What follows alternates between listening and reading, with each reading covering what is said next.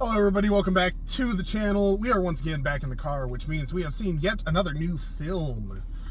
The new film that we saw this evening was none other than the continuance in the classic sci-fi series, Planet of the Apes. This film, The Kingdom of the Planet of the Apes. I'm joined, of course, by DJ. Let's move into it. DJ, 1 to 10. I forgot I have to give this a score for a second. It's a 1. You first this time.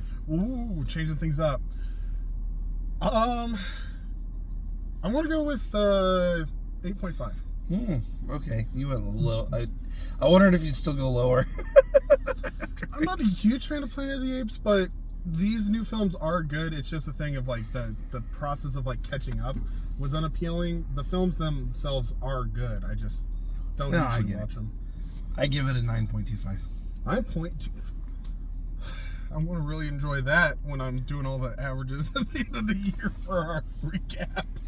This was going to have a weird score. But yeah, I mean, so overall this film, it's like a continuation of the previous trilogy, but many generations later is how it's set up. So it's the continuance of the story moving into the actual original Planet of the Apes. Cinematography is good. The music, pretty bare bones, but it works very well being bare bones. Acting is pretty good, and a lot of the story directions and stuff like that were fairly interesting. It kept me interested throughout the entire film, so 8.5. There's just a couple of things that are just kind of meh about it, but solid film. So for me, one of the biggest things about this is the scenery is just gorgeous. Yeah. It just looks really good. The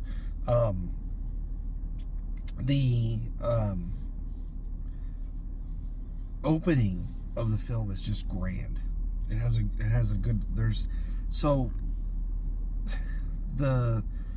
this being like, it says many generations later, it doesn't give an exact amount of time, but the film just opens on the world to show you how much has changed in that amount of time, and you see just nature engulfing the civilization that humans used to have, and it's just gorgeous, and it zones in on the characters early and gets you really into who's the main characters, who you're following, who's what. It just does a really good job of setting the tone and scene right from the beginning. That hooked me so hard right there, and it just holds on throughout the rest of it. It's really good, like classic storytelling, like very good classic structure. This is storytelling like Willow, gosh, I'm gonna think of like a good example off the top of my head, where you just have like, this is the classic hero's journey, like done pretty much by the book, but it feels unique because the world that they're doing it in is just interesting, and the characters sell it. There's very little, I don't know, like there's a lot of unspoken dialogue, a lot of body language, talking, but also there is a lot of spoken dialogue as well, but it doesn't feel like it relies too heavy on anything. Doesn't rely too much on dialogue, doesn't rely too heavy on exposition. There's a little bit of exposition film, there's a little bit of dialogue in film, there's a little bit of this, and it balances really well. It doesn't feel like a lot of movies I've watched where they sit here and they just tell you the movie half the time. There is a little bit of exposition in it, but when it comes, it makes sense. It's enough to move the story forward and not feel like you're being held hostage by someone talking. Right. At times, though, it does feel like it could be a little bit lacking in exposition. Like every now and then, there's like a couple of little points in it that's like, okay, I'd like a little more explanation on a couple of these things, but at the same time, it's enough exposition that it doesn't really detract. No, this is very show don't tell. Yeah. And the thing about it is, it doesn't, I feel like the reason it doesn't do that is because as we get towards the end of the film, it rewards you for being patient. Yeah. It really does reward you for your patience and letting it move forward at its pace. This is another film. We watched a lot of these this year where the ending really sold what the film was, and it either tanked it or gave it something strong. Yeah. Like, definitely. Miller's Girl, there's a couple others that we've watched where the ending could have saved or killed the film, and they killed it. This one does a better job of really selling it. Well, but especially the character development that's really given a shine as you get closer to the end of the film. Well, yeah, definitely. But the other thing, too, is that it's a very classic film. It's very classic storytelling, so it doesn't really necessarily go completely, like, over the top to try to be different and new. It's not an artsy film. It's just a classic storytelling film. Yeah. There's a story to tell, and it never loses track of the fact that it is telling a story, and it has a definitive beginning, it has rising action, it has multiple climaxes, and then a definitive end. And there's a lot of tropes in this. Yeah, there's tropes, but they do it well. Yes, when we get to spoilers, I could hit a few like hard, but honestly, overall, just alone, the acting and the cinematography were just so, you get these great shots of characters having a conversation to this amazing scene. Yeah. It just looks and sounds really good. Yeah, they do. The score is really good too. The background, it never feels like it's encroaching on what's going on. Yeah, I mean, it's a good score, but it is very bare bones. There's only 2 songs that are credited in the film. So, like I said, it's very bare bones, but they use it very well. This is one of those films that does really well by less is more. Yeah. Because they just, what they used it well. And it feels like a restart. There's 3 films that come before. This does continue from the last 3 Planet of the Apes films. Rise, Dawn, and War.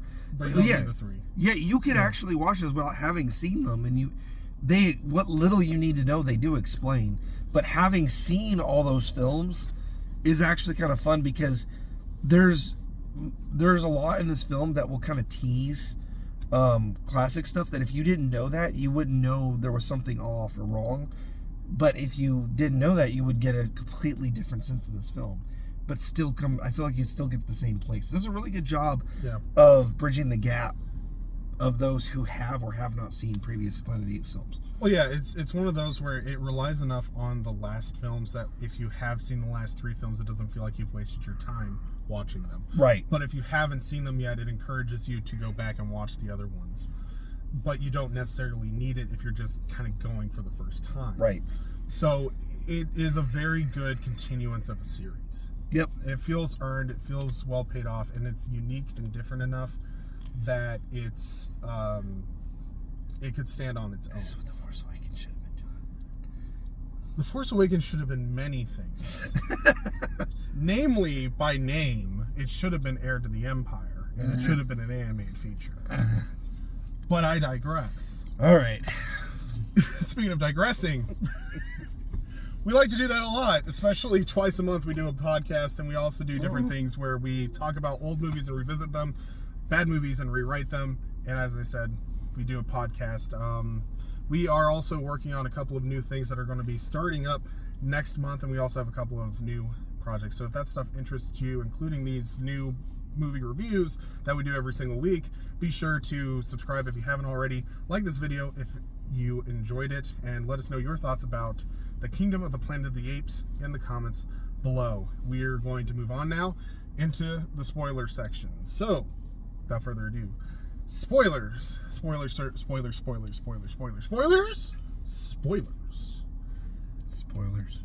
I cannot believe that this film doesn't just tie into the previous Planet of the Apes films, but it ties in to none other than Godzilla x Kong, where Mini Kong shows up, and his name is Lil Caesar.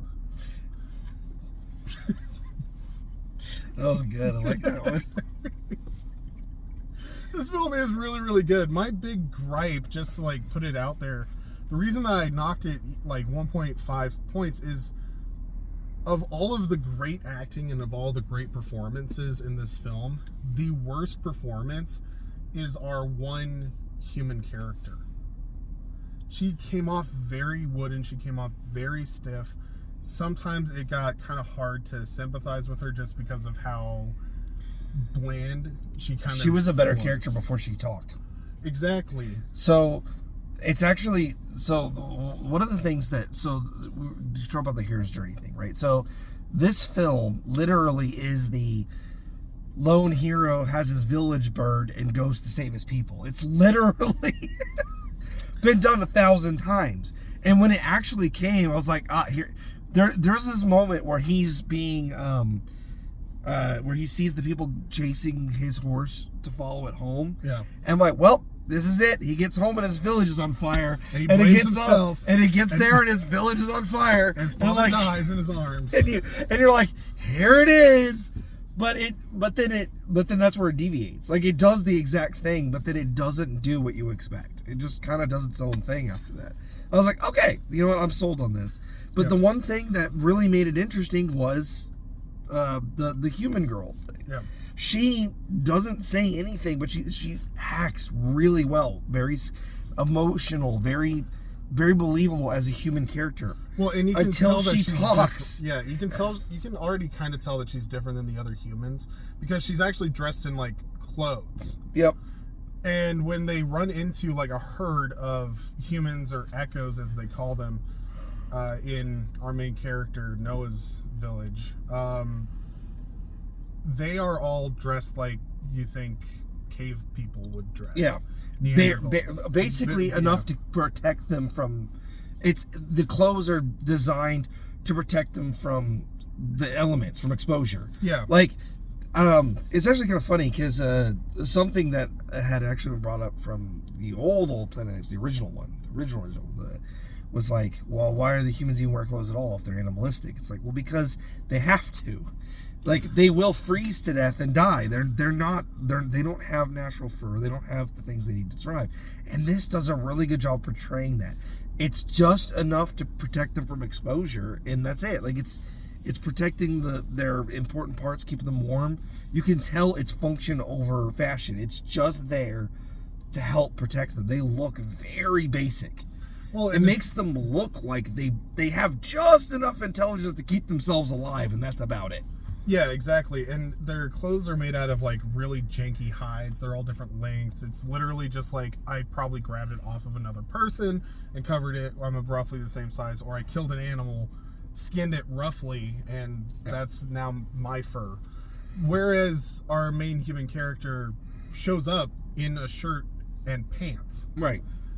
I think she even wears shoes. Yeah, you notice really quickly that she's special. Like, it's made very clear. Like, if you just pay attention, you know that she's different. And then they, just to add a little bit, they say it. But they say it in a way that it's not shoving it in the audience's face. It's like they're realizing what we've already noticed. Yeah. Like, they're acknowledging the audience's noticing of things being off. Like, she's got normal clothes. She's thinking and calculating. You can tell. She's standing up straight. Yeah. She has normal posture. Yeah, you're like, that's not right. And they're like, yeah, there's something off about her. And then she speaks, and then they're like, oh crap, like that's definitely weird.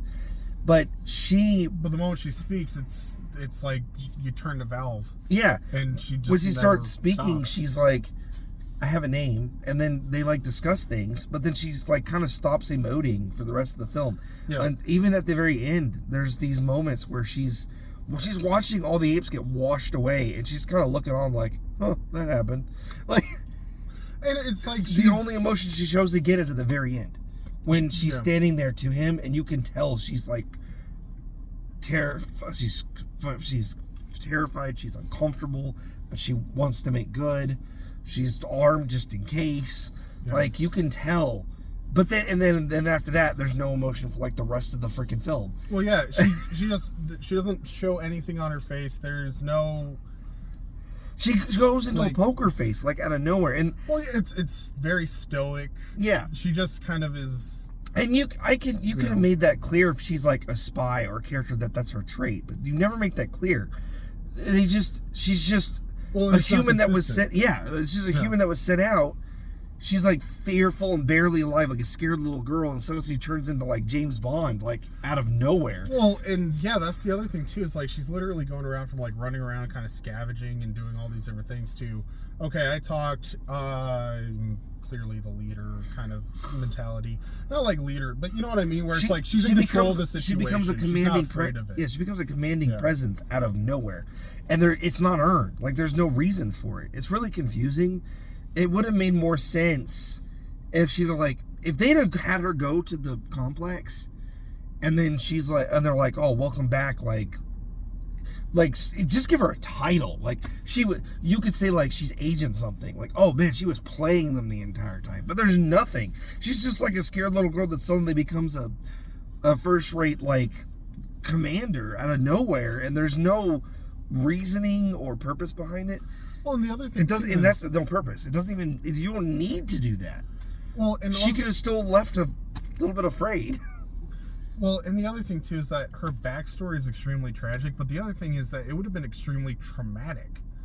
She should be more scared of the apes because she has seen them murder her and she entire was clan. At the beginning, and then she's suddenly just kind of like callous about it. But even when she's like in the room with the new Caesar, the king guy, she's very much like, I'm, you know, the earth is for the humans, we're going to reclaim the earth, and we're going to do all these different things, and standing up to him and stuff. It's like, lady, these apes literally murdered your entire clan because they didn't think you were intelligent. Yeah, it's just well, I mean, and you could say, well, she was acting the whole time to act like a savage and was following him for, okay, it's all fine. But never once does it really give any explanation as to why she has these skills, though. They don't even let her back into the place. She comes and gives them the drive and then goes back outside because she's been contaminating the world. Like, who is she? Like, what's her purpose? Where's she come from? You can say, oh, well, that'll come later. It's like, well, it should happen in the film you introduce the character. At least something. Give us something about her. Yeah. You can't just, like, have this character who's that important show up. It's a little too Deus Ex Machina for me. Like, she just suddenly is what the plot demands. That's what knocked it down for me. This is like a 10 out of 10, and then that whole storyline just knocks it down 7.75 points. But the other thing too is she knows too much, if that makes sense. She's a plot device. She knows too much. Yeah. Because like it's excusable for her to know like roughly what the vault thing is, the bunker. It makes sense that she would know that. It makes sense that she would be able to read the signs and perhaps get some different things. And she has a mission, so it's like maybe she's familiar with kind of what she's looking for if she looked at the directory. But she's literally like, she knows where the generators are. She knows how to turn on the generator. She knows where the weapons are. She knows where everything almost is. Did she come from that place originally? Yeah. Like, that would have made sense. Like, you could have literally shown it where she goes into like a little apartment thing, and it's like her home, and you hear like the faint phantom noises of a happy childhood. Yeah, something like that. Anything that would have made it clear that she came from that place, or that someone that she knew came from there, would have immediately solved all of those questions. Or if she pulls out the map, and the map has everything written down. But it doesn't. She's just like, she just suddenly is like exactly what the plot needs to get what they need to get out. She knows right where the drive is. She knows the exact location of the drive. Why does she know this? When she knows, and you're listening to all this stuff she knows, like, well, she seems to know everything. Why? It happens so suddenly at the end. And again, you could say, well, I mean, the sequel comes out and then all of that's given answers. Fair enough. But as a standalone film, that knocks this one down. This is the same thing we said about Into the Spider-Verse. Well, even if you're planning on making a trilogy, even if you're planning on making like multiple films, your films have to be filmed as if they're individual films. That's how they work. Even if you can end it in a cliffhanger, you can leave it but you have to close. Major characters have to have a reasoning for their actions in the film they're introduced in.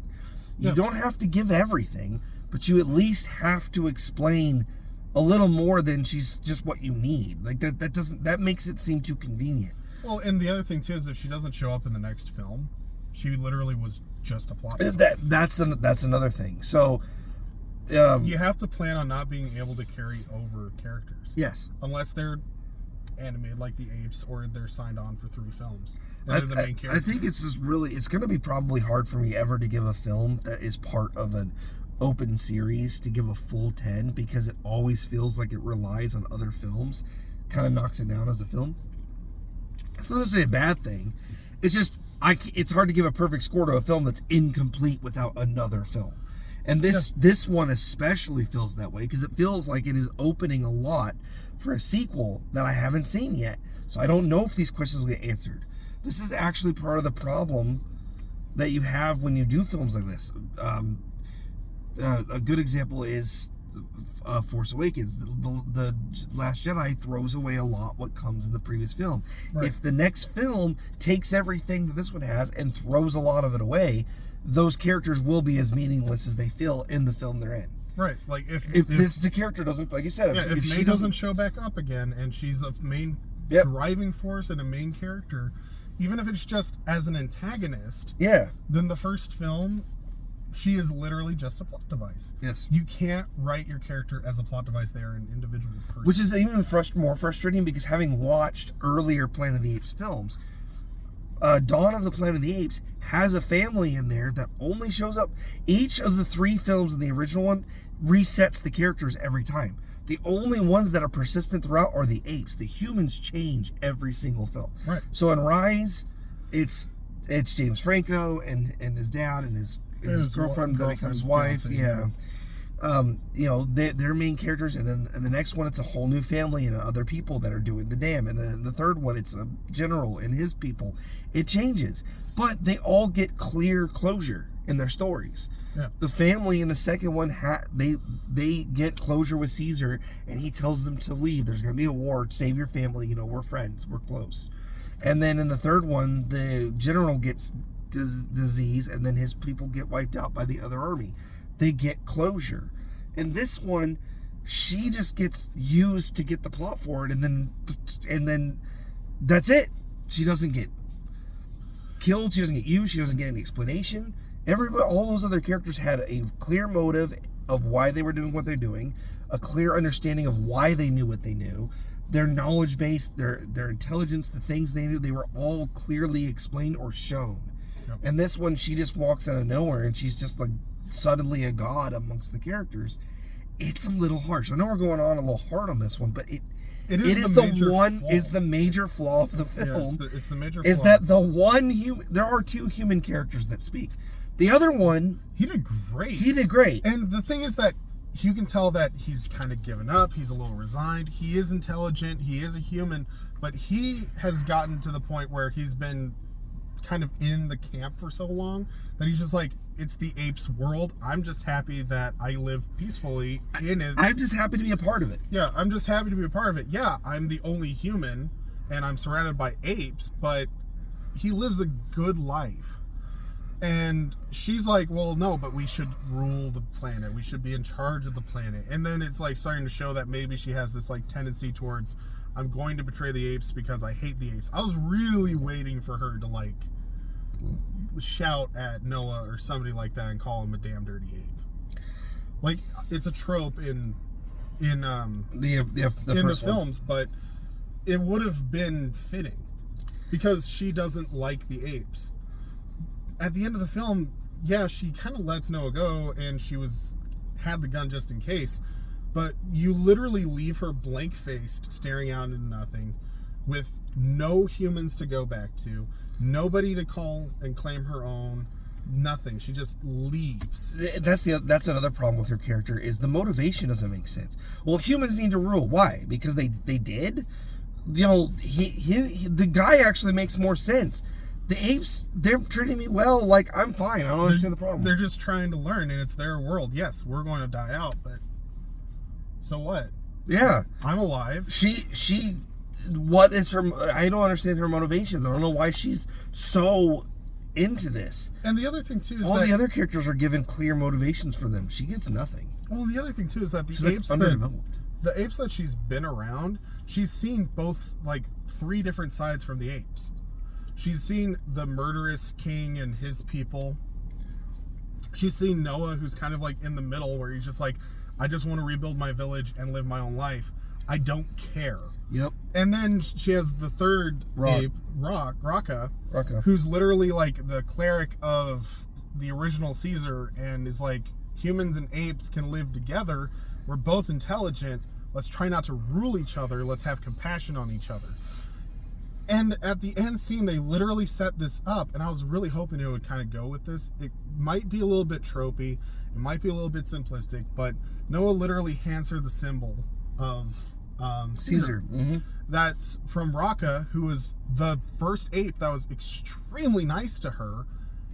I would have actually accepted this if he handed her the thing and she goes, maybe humans and apes can work together, but we must learn from each other. And she becomes kind of like a teacher, and she teaches the apes in the village some of the things that she knows about the human world, and they gain an appreciation for each other as this like separate sect. I would have actually given it more if she'd have gone back, given them the drive, and then went back to the ape village. Yeah, that's what I mean. Like, because she did that. She went back to the ape village after she gave the drive. Yeah, but instead she just like stares at the sky next to the satellites. And I'm like, I don't understand her. I don't know what her going on in here. Well, no, she did the satellite thing, and then she came back to the village, I thought. I thought she came back afterwards. She's still standing. She's still standing at the satellites when it ends. I thought that the satellite thing happened after she went. No, she walks up and she's standing up and just looking at the sky as the satellites are doing its thing. And that's it. Just shows her looking up at the sky. See, I had to flip it. Maybe that's why I'm remembering it like that. And then I would have flipped it. It made more sense to flip. And then she goes to the village first and to give him the medallion, and then goes and takes the drive, and then goes and stands outside and looks at the sky. And then Caesar Noah takes his girlfriend over to the planetarium to show the planetarium. But no, he goes to the planetarium, she goes to the humans. Mm-hmm. Oh, jeez. I did get it mixed up, because literally in my brain that made more sense as a story. Yeah. But it just doesn't, and then they're all looking at the sky like there's something going on, and they tease in earlier Planet of the Apes, in the very first one of this series, the Rise, that there are satellites that a mission to Mars got lost. Right. And which is where the original astronauts in the very early one were, and that was teased a little bit. And I'm talking about now they're looking up at the sky. It's like, is there a space station up there? Is there a colony? Like, what are they looking at? They communicate with Indiana. Yeah, that's who responds, is Indiana. I heard that, but it's like, but yeah, it's. But they're all looking up at the end. I'm like, what are they looking at? You know, it just, that's where Indiana is now. Indiana is floating in the sky. It just ends really weird. I don't know. After it was such a good journey to get there. Noah's arc is great. His anyway, Noah's story arc is wonderful, getting to the end part, and the king is like Proximus. He makes a great villain because he's not truly like villainous for the sake of villainous. He has a single-minded goal, and he's doing everything he can to get it. And he's doing exactly what Caesar taught. Apes stronger together. Yeah, but it's only one of his two tenets. That's correct. He only learned one of them, and that was apes stronger together. He didn't learn apes don't kill apes and humans. Exactly. Compassion. He didn't learn those parts. And that's he twisted it to get what he wanted. He wanted machines and technology to make apes stronger. It's what he wanted to be remembered. He wanted to be like what a lot of people. It shows that they are just like the humans were. He wanted to be Caesar in the Roman sense, not Caesar in the Caesar the character sense. Exactly. That's why he was fixated on Roman culture. And it was a really good build of a character. It was great. Well, actually, yeah, all of that stuff is amazing. It's literally just the human girl, and it's not like I don't know. I mean, it's not like she was a bad character. No, it's not like she was a bad actor, because she acted really well when she wasn't talking. The problem is she started talking and lost all emotion. It's like the director was like, now that you can talk, you don't need to emote anymore. Just say what you need to say. And then for the rest of the film, her character is underdeveloped, is what it is. They don't give her character enough growth or any. Her character has no motivation. Her motivation is she wants humans to rule. Okay, but why? There's no why. There's no reasoning behind it. Like she doesn't. You don't know her history. You know every other character's motivations, histories, wants, desires, and she just wants humans to be in charge because they were, not because she feels that way, because that's what it was, so that's what it should be. That's the law. That's the rules. The rules are humans rule the world, so humans rule the world. Okay, but why do you care so much about it? Well, yeah, and the thing, too, is that it's just, she doesn't show enough hatred towards the apes to really justify her humans-only attitude. Yes. Because she's kind to Noah. She talks to Noah like normal. Which would have worked a lot better if she was like a double agent kind of a person. Like clever, or she was planning on betraying him the entire time. Yes. And it became very clear that she was betraying him. Because she literally apologizes to him and explains why she's blowing the dam. It's not, I'm sorry, I didn't care anyway. It's literally was, that would have even been better. I can't let him get this. Yeah, it's like, I'm sorry for your people. I care about you, but I gotta blow this up. It's like, why do you care about them? If you care about them, why do you want humans to... I don't understand what your mindset is. She's all over the place. Just give her more... She needed more time. Add, I don't know, like 20 minutes to the film where you, like, give her a little more backstory or some kind of reasoning to her motivation. Let her exposition. Sit there and be like, my parents were killed by apes, and I saw what they were capable of, and she's not seen what humans are capable of because they've all been destroyed. And she's only reading these stories. She only knows the good side. Yeah, she only knows the good side of humanity or something. And then maybe she learns, when she's in the palace, she learns some bad about him. She's like, oh, it turns out humans did bad things too. Maybe we're not so different after all, or something like that would have worked. But you do nothing. You give her no reason to be a villain or a hero. She's just neutral character. She's like a force of nature that shows up, does what the plot demands, and then gets the heck out of there. It's like, why was she even here? What was the purpose? There were a lot of opportunities too for them to dive deeper into their motivations. There's a lot of opportunities to dive into why she might not like the apes. At the dinner scene, when she stays quiet the entire, she talks to let us know she can talk, and then doesn't say anything of note for like the rest of the film. Well, yeah, it's like why? You had all these opportunities at the dinner table where she could have been like, stand up and been like, apes are danger, or I've seen what they can do, or human, I don't know, some kind of a speech. I mean, heck, put her in a cage. Literally have Noah see humans in a cage and be like, yeah, that's not really a way to live, or she really hates that. Like, have it to where when they open up the book, like, it is kind of devastating when they open up the book and they see that the apes used to be in the zoo and they used to be in the cages, but it would have hit maybe a little bit harder, and Noah may have sympathized a little bit more and been able to point, like, even if he had just picked it up, pointed, and said, you don't like being in cages, I don't like being in cages, why can't we sympathize? Noah says there's a really good line at the very end of the film where he tells her, what do you want us to do? Like, he's like, just stop being intelligent, just go back to being silent and just go away so that you can rule the earth again? He's like, we're here now. Like, doesn't matter why. Like, it's your fault to begin with, but either way, we have intelligence now. We have sapiens. We are living beings with intelligence. You can't just push us away now. We're here.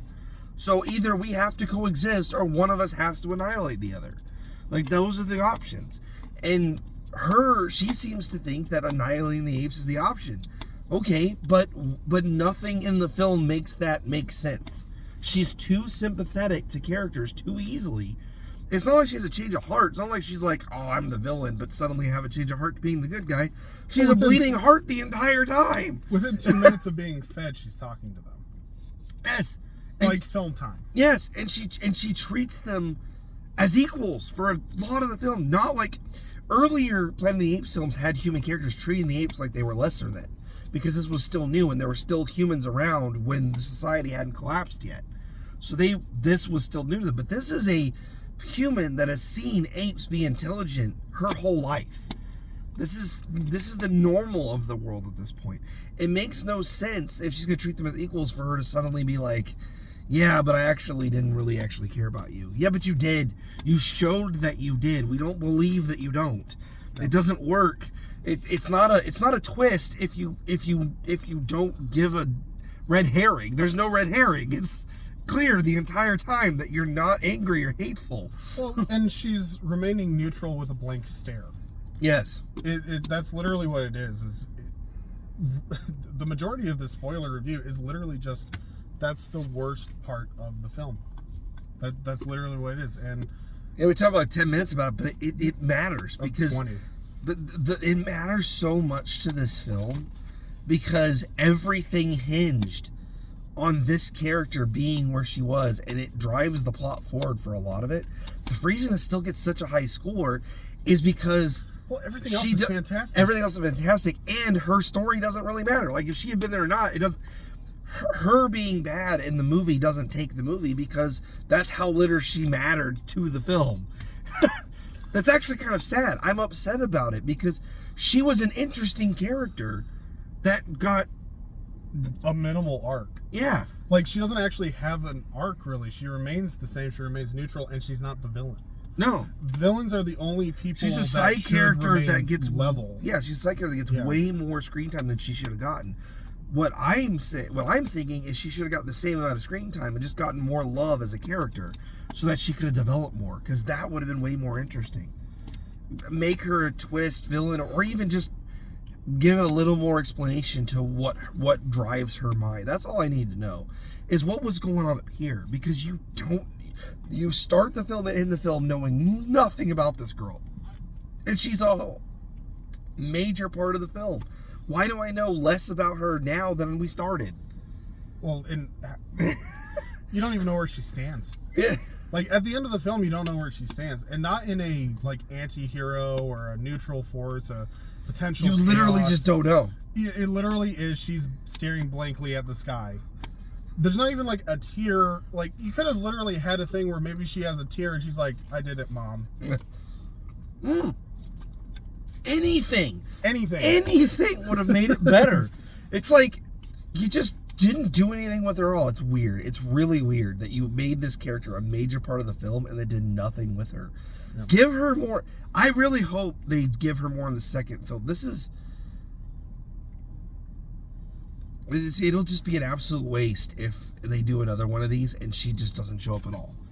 But I'm kind of afraid, though, because that's kind of what they did to Rose, right? They're like, oh, she was a problem to throw away. No, just put her in the next film. Just give her more to do. Make her more relatable. Make her more likable. Give her more backstory. Give her more. Just take this character, put her in the next film. Don't chuck her out because people didn't like her. Just put her in the next one and give her more to do, and it will save the previous film. I mean, think about Jar Jar is an awful character in the first film. He's just annoying. But you have to admit that they actually kind of did him justice. Like, cringy character gets some redemption in 2 and 3.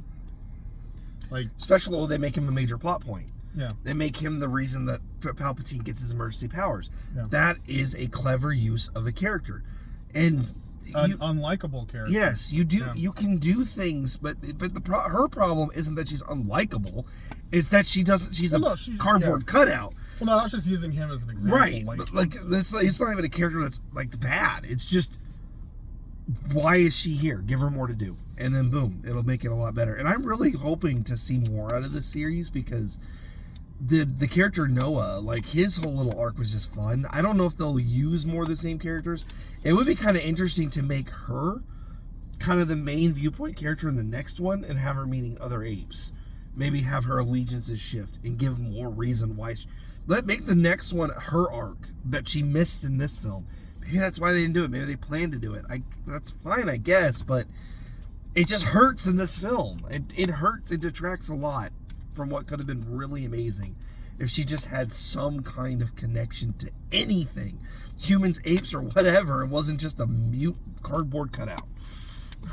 I'm done. I am too. I'm tired. It's late. We've been going much longer than we usually do. Thank you guys so much for watching. If you've made it to the end of this video, we really do appreciate it. Let us know your thoughts. And we apologize. And we apologize. Let us know your thoughts about Kingdom of the Planet of the Apes in the comments below. Otherwise, we always appreciate your guys' feedback, and things like that. And if you haven't already, please consider subscribing. We do really appreciate you guys. And we'll see you all in the next video. Thanks for watching.